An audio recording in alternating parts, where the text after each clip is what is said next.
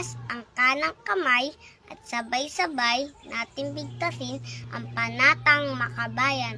Iniibig ko ang Pilipinas, aking lupang sinilangan, tahanan ng aking lahi. Ako'y kanyang kinukupkop at tinutulungan upang maging malakas, masipag at marangal.